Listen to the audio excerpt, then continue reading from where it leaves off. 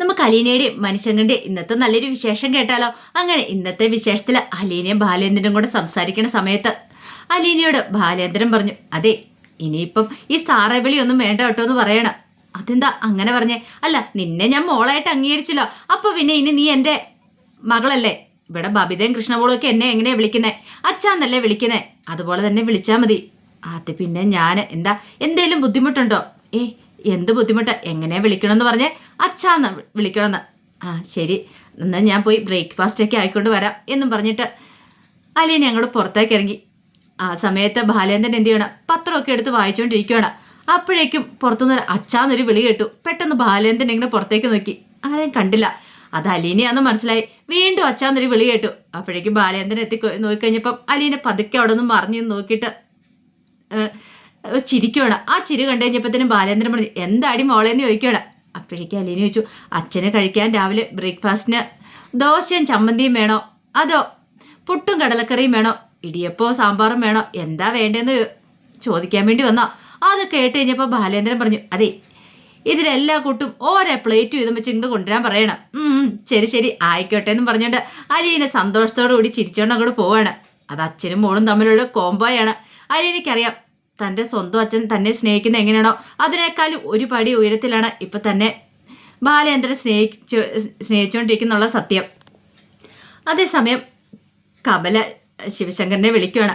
ശിവശങ്കരനെ വിളിച്ചിട്ട് കാര്യങ്ങളൊക്കെ പറയണം. അല്ല ശിവേട്ടൻ കാര്യങ്ങൾ വല്ലതും അറിഞ്ഞായിരുന്നോ? ഇല്ല, പൈജയൊന്നും പറഞ്ഞില്ലേ? എന്നോട് ആരും ഒന്നും പറഞ്ഞില്ലെന്ന് പറയണ. ആ ബാലേന്ദ്രൻ ഉണ്ടല്ലോ, ആ പെണ്ണിനെ കൂട്ടി വീണ്ടും വീട്ടിലേക്ക് വന്നിരിക്കുന്നു. ആര്? അലീനയെ കൂട്ടിക്കൊണ്ടോ? അതെ. അല്ല അയാൾ എന്തിനാ വീണ്ടും അവളെ കൂട്ടിക്കൊണ്ടു വന്നേ? അതാണ് അറിയത്തില്ലാത്തേ. വൈജി ആകെപ്പാടെ കട്ടക്കരിപ്പില്ല, എന്ത് ചെയ്യണമെന്ന് പോലും അറിയത്തില്ല. അല്ല അവളെ പിടിച്ച് പുറത്താക്കിയതായിരുന്നല്ലോ രാജീവ് എല്ലാവരും കൂടെ ചേർന്നിട്ട്. പുറത്താക്കിയതൊക്കെയാ, അവിടുന്ന് വീണ്ടും അയാൾ പോയി കൂട്ടിക്കൊണ്ട് വന്നിരിക്കുന്നു. ഇതെന്തിൻ്റെ കേടാന്ന് അറിയത്തില്ല. അല്ല കുറച്ച് ദിവസം അങ്ങാണ്ട് അവരെവിടെയോ ഹോം സ്റ്റേയിലോ റിസോർട്ടിലൊക്കെ പോയി താമസിച്ചെന്ന് പറഞ്ഞില്ലേ? അതൊക്കെ താമസിച്ചു. എൻ്റെ ശിവേട്ടാ, ഇതൊക്കെ പുറത്തിറങ്ങി എത്ര നാണക്കേടെന്നറിയോ? പുറത്ത് പറയാൻ പറ്റുന്ന കാര്യങ്ങളാണോ ഇതൊക്കെ? നമ്മൾ ആരും പറഞ്ഞിട്ടുണ്ട് അയാൾ കേൾക്കത്തില്ല. ബാലേന്ദ്രൻ അയാൾ വലിയ രാജീവ് കളിക്കുമല്ലേ, അല്ല അയാൾ വലിയ രാജാവ് കളിക്കുമല്ലേ? അയാൾ ആജ്ഞാപിക്കും, മറ്റുള്ളവരത് അനുസരിക്കുകയും ചെയ്യണം. അത് മാത്രമാണോ ഇപ്പൊ ദത്തുപുത്രിയായിട്ട് അവളെ ഏറ്റെടുത്തിരിക്കുക? ദത്തുപുത്രിയോ? അതെ. ഇപ്പൊ ജോലിക്കാരിയൊന്നുമില്ല, മകളായിട്ടാണ് അവളെ കരുതിക്കൊണ്ട് കിടക്കുന്നത്. അല്ല നമ്മൾ എന്തേലും പറഞ്ഞിട്ടുണ്ടെങ്കിൽ അത് വലിയ കുറ്റവും. അപ്പോഴേക്കും ശിവശങ്കരൻ പറഞ്ഞു, അതെ ഇതങ്ങനെ വിടാനായിട്ട് ഉദ്ദേശിച്ചിട്ടില്ല. കാരണം ഇത് ചോദിക്കുക തന്നെ വേണം. എൻ്റെ ശിവേട്ട, ഇത് അയാളോട് ചോദിച്ചിട്ടൊന്നും ഒരു കാര്യമൊന്നുമില്ല. വെറുതെ എന്താ പ്രശ്നം ഉണ്ടാക്കണേ? അയാൾ അനുസരിക്കാനൊന്നും പോകുന്നില്ല. എന്നാലും ഇത് അങ്ങനെയല്ലല്ലോ, ചോദിക്കേണ്ട മര്യാദ നമുക്കുണ്ട്. അങ്ങനെ അങ്ങോട്ട് വെറുതെ വിട്ടിട്ട് കാര്യമൊന്നുമില്ല. അല്ല വൈജി ഇപ്പം എന്തു പറയുന്നു? വൈജിയുടെ സമനില തെറ്റി നിൽക്കുമെന്ന് പറഞ്ഞു. ആകെപ്പാടെ അവൾ ടെൻഷനില്ല. ആ ശരി ശരി, ഞാൻ അവളെ ഒന്ന് വിളിക്കാന്നൊക്കെ പറഞ്ഞിട്ട് ശിവശങ്കരൻ കോള് കട്ട് ചെയ്തു. കുറച്ച് കഴിഞ്ഞപ്പോൾ അലീന ബാലേന്ദ്രനുള്ള ബ്രേക്ക്ഫാസ്റ്റായിട്ട് അങ്ങ് വരുവാണ്. അപ്പം കഥ അടഞ്ഞു കിടക്കുക. അപ്പോഴേക്കും അലീന സാറിന്ന് വിളിച്ചു. പെട്ടെന്ന് ഓർത്തെ സാറിന്ന് വിളിക്കാൻ പാടില്ലോ, അച്ഛാന്ന് വിളിക്കണമല്ലോ. അച്ഛാന്ന് വിളിക്കുകയാണ്. അപ്പോഴേക്കും ബാലേന്ദ്രൻ കഥ തുറന്നു. ഇതെന്താ അച്ഛാ കഥയൊക്കെ അടച്ചിട്ടിരിക്കുന്നേ എന്ന് ചോദിക്കുകയാണ്. അലീനയുടെ രണ്ട് കയ്യിലും സാധനങ്ങളാണ്. അപ്പോഴേക്കും ബാലേന്ദ്രൻ പറഞ്ഞു, ഇതൊക്കെ എൻ്റെ ഒരു നമ്പറില്ലേന്ന് ചോദിച്ചു. എന്ത്?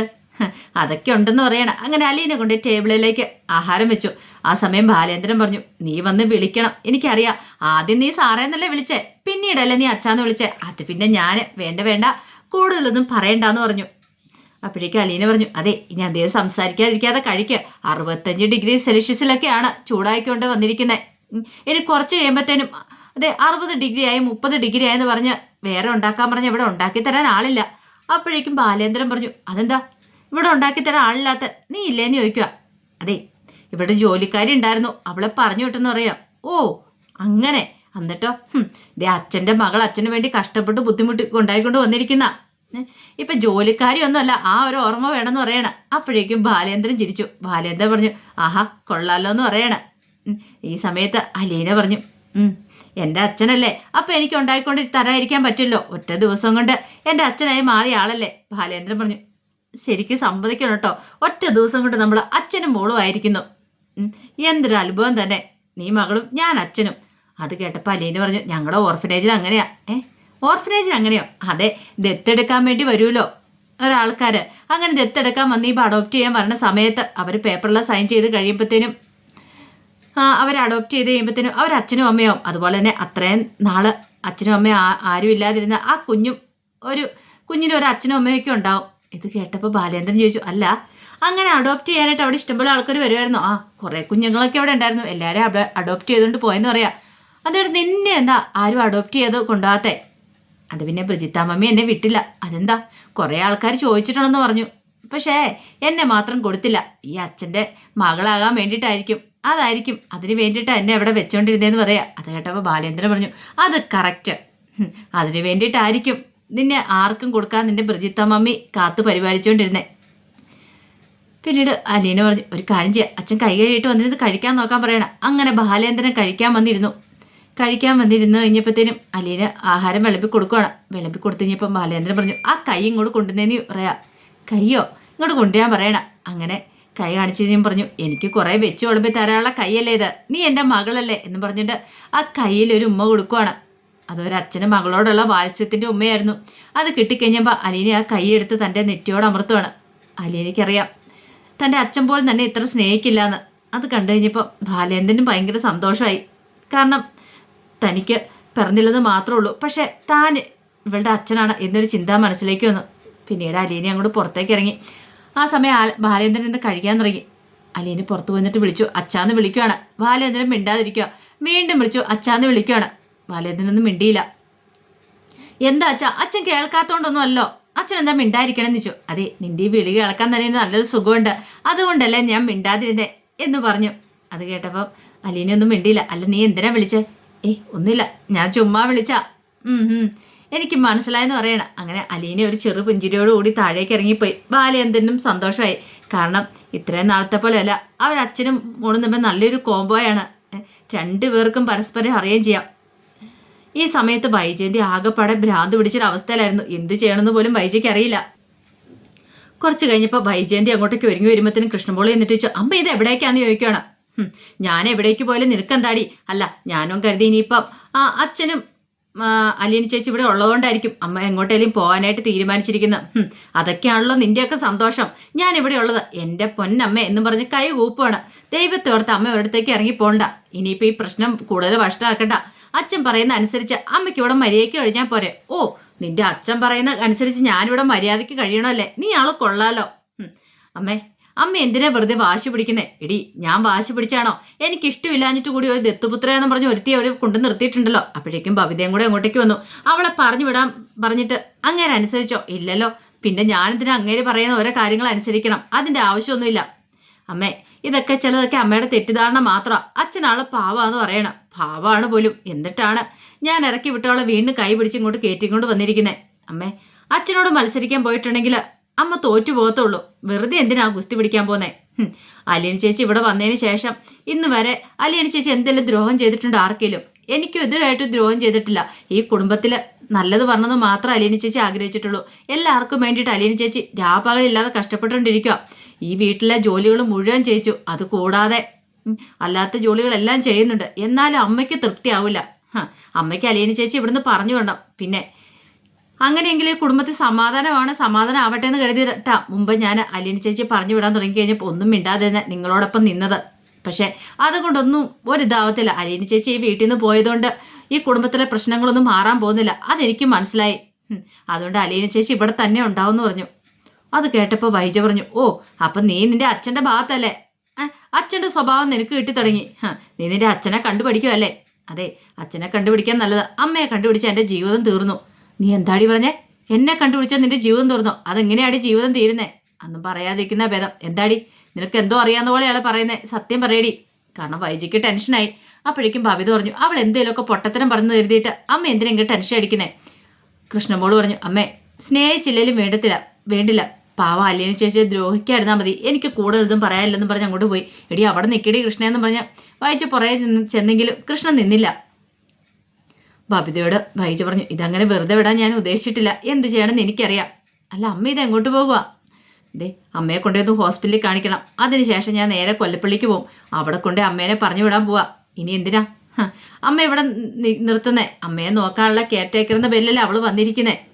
അല്ലമ്മേ, അങ്ങനെ മുത്തശ്ശിയെ കൊണ്ടുപോയിട്ടുണ്ടെങ്കിൽ അവൾ ഇവിടുന്ന് പോകുന്നു തോന്നുന്നുണ്ടോ? പിന്നെ ബാലേന്ദ്രൻ ദത്തുപുത്രി എന്നുള്ള പേരിലല്ലേ അവൾ ഇവിടെ നിൽക്കുന്നേ. ആ സ്ഥാനം ഞാൻ അങ്ങോട്ട് മാറ്റിക്കളഞ്ഞോളാം. എന്ത് ചെയ്യണമെന്ന് എനിക്ക് നന്നായിട്ടറിയാം. എൻ്റെ അടുത്ത് അവളുടെ കളി എന്നൊക്കെ പറഞ്ഞിട്ട് വൈജയന്ത് വെട്ടത്തിരിഞ്ഞ് അങ്ങോട്ട് പോയി. കുറച്ച് കഴിഞ്ഞപ്പം അലീനെ മുത്തശ്ശിയെ കുളിപ്പിച്ചൊക്കെ ഒരുക്കി ഇരുത്തു. എന്നിട്ട് ഒരു കണ്ണാടിയും കൂടെ കൊണ്ടുപോയി കൊടുത്തു. എന്നിട്ട് നോക്കാൻ പറയണം. ചന്ദനമൊക്കെ തൊട്ട് മുത്തശ്ശി നല്ല സുന്ദരി കുട്ടിയായിട്ട് ഇരിക്കുവാണ്. അപ്പോഴേക്കുമാണ് അവിടേക്ക് വൈജയന്തി വരുന്നത്. വൈജയന്തി വന്നിട്ട് പറഞ്ഞു, അമ്മേ പെട്ടെന്ന് റെഡിയാൻ പറയണം. ഞാൻ എപ്പോഴേ റെഡി ആയിട്ടിരിക്കുക, ഹോസ്പിറ്റലിൽ പോകാൻ പറ്റല്ലേ. ഇതാര് പറഞ്ഞു? ഇവള് പറഞ്ഞായിരുന്നു, അതുകൊണ്ട് എന്നെ ഇവള് റെഡിയാക്കിയെന്ന് പറയണം. പെട്ടെന്ന് വൈജയന്തി ചോദിച്ചു, അല്ല അമ്മയുടെ ബാഗ് എവിടെയാണ് ഇരിക്കുന്നത്? എന്തിനാടി ഹോസ്പിറ്റലിൽ പോകുന്നതിന് ബാഗ് എവിടെയാണെന്നാ ചോദിച്ചത്. അവിടെ ഇരിപ്പുണ്ടെന്ന് പറയണം. വൈജയന്തി പോയി അലമാരിക്കകത്തുനിന്ന് ഡ്രസ്സൊക്കെ എടുത്ത ബാഗിനകത്തേക്ക് വെച്ചു. എടി എന്തിനാടി ഈ ഡ്രസ്സൊക്കെ എടുക്കണേ? അതെ അമ്മ നേരെ ഇങ്ങോട്ടേക്ക് വരുന്നില്ല, കൊല്ലപ്പള്ളിക്കാ പോകുന്നതെന്ന് പറയണം. കൊല്ലപ്പള്ളിക്കോ? അതെന്തിനാടി? ഇനി അമ്മ അവിടെയാ താമസിക്കണേ. അവിടെ താമസിക്കാനോ? എടി വൈജയ, ഇതിനേക്കാളും ഭേദം നീ എന്നെ ആ ഹോസ്പിറ്റലിൽ നിന്ന് ആ പുറത്തേക്ക് ഇറക്കിയിട്ട് ആ തെരുവിലേക്ക് ഇറക്കി വിടുന്ന. ഞാനവിടെ വല്ല പിച്ചെടുത്തെങ്കിലും ജീവിച്ചോളാം. അമ്മ ഇതൊക്കെ പറയും. അമ്മ ഇവിടെ അല്ല നിൽക്കണ്ടേ, പെൺമക്കളുടെ കൂടെ അല്ല നിൽക്കണ്ടേ, ആൺമക്കളുടെ കൂടെയാ, ശിവേൻ്റെ കൂടെ അമ്മ നിൽക്കണ്ടേ. അമ്മ അവിടെ തന്നെ പോയി നിന്നാൽ മതി. എടി വൈജയ, എന്നെ അങ്ങോട്ട് കൊണ്ടുപോയി വിടില്ലടി. അവിടെ പോയിട്ടുണ്ടെങ്കിൽ പിന്നെ എൻ്റെ കാര്യം അറിയാലോ, ഞാൻ മരിച്ചു പോകത്തോളെന്നൊക്കെ പറയണം. അത് കേട്ട് കഴിഞ്ഞപ്പോൾ വൈജയന്തി പറഞ്ഞു, അതെ അമ്മ അത്ര ടെൻഷൻ അടിക്കൊന്നും വേണ്ട. ദേ ഇവളും വരും, ഇവളോടും കൂടെ ബാഗ് ചെയ്തോളാൻ പറ. അലീനിയൊന്നും മിണ്ടാ നിൽക്കുക. നിന്റെ ബാഗ് കൂടെ പാക്ക് ചെയ്തോ, അമ്മയെ നോക്കാനായിട്ട് നീ അങ്ങോട്ടേക്ക് പോകണമെന്ന് പറയാം, കൊല്ലപ്പള്ളി വീട്ടിലേക്ക്. അത് കേട്ട് കഴിഞ്ഞപ്പോഴത്തേനും അലീനിക്ക് നല്ല ദേഷ്യം. അലീന ഇങ്ങനെ വൈജയെ നോക്കണം. എന്താടി പറഞ്ഞ കേട്ടില്ലെന്ന് ചോദിക്കണം. അപ്പോഴേക്കും അലീന പറഞ്ഞു, അതെ അതിന് ഞാൻ കൈതക്കൽ മാളിക വീട്ടിലെ വേലക്കാരി അല്ലെന്ന് പറഞ്ഞു. ഇത് കേട്ടൻ വൈജു ചോദിച്ചു, നീ എന്താടി പറഞ്ഞേ? അതെ മാഡം, ഞാൻ അവിടുത്തെ ജോലിക്കാരിയൊന്നുമല്ല. ഓ, നീ അമ്മയെ നോക്കാൻ വന്നതല്ലേ? അമ്മയെ അവിടെ കൊണ്ടുപോയി വിട്ടിട്ടുണ്ടെങ്കിൽ പിന്നെ നീ അവിടെ പോയല്ലേ നിൽക്കണ്ടേ? അതെ ഇപ്പം ഞാൻ ജോലിക്കാരിയല്ല. അപ്പം പിന്നെ നിന്നെ എന്തിനാണ് ഇങ്ങോട്ട് കൊണ്ടുവന്നേ? രണ്ടാമത് തന്നെ അച്ഛൻ ഇങ്ങോട്ട് കൂട്ടിക്കൊണ്ട് വന്നത് എന്തിനാണെന്നറിയാവോ? എന്നെ ദത്തുപുത്രിയായിട്ട് നോക്കാൻ വേണ്ടിട്ടാ. ഞാൻ ഇവിടുത്തെ മകളാണ്, അച്ഛൻ്റെ മകളാന്ന് പറയണം. ഇത് കേട്ട് കഴിഞ്ഞപ്പോൾ വൈജയന്തിക്ക് ഒട്ടും സഹിച്ചില്ല. വൈജയന്തി പറഞ്ഞു, എടി ബാലേന്ദ്രൻ നിന്റെ നെറ്റിയാൽ ദത്തുപുത്രൻ എഴുതി തന്നാലും നീ അയാളുടെ മകളാകാൻ പോകുന്നില്ല, ഒരിക്കലും അയാളുടെ മകളാകത്തില്ലെന്ന് പറയണം. അത് കേട്ടപ്പോൾ അലീന പറഞ്ഞു, അങ്ങനെ മാഡത്തിന് തോന്നുമായിരിക്കും, ബാലേന്ദ്രൻ എൻ്റെ അച്ഛനാണ്, അതുപോലെ തന്നെ ഈ നിൽക്കുന്ന ആള് എൻ്റെ അമ്മയാന്ന് പറയണം. ആര്? ഞാനോ? ഇടി നിന്നെ ഞാനുണ്ടല്ലോ. ബാലേന്ദ്രൻ്റെ അച്ഛനാണെങ്കിൽ ഈ നിൽക്കുന്ന എൻ്റെ അമ്മയാ, അതാണ് അതിൻ്റെ സത്യം എന്ന് പറയണം. ഇതൊരിക്കലും പ്രതീക്ഷ കാര്യമല്ല. വൈജയന്തിര കാരണം തടിയേറ്റ പോലെ വൈജയന്തി നിൽക്കുന്നത്. കാരണം അവൾ വെല്ലുവിളിച്ച് തുടങ്ങിയിരിക്കുന്നു.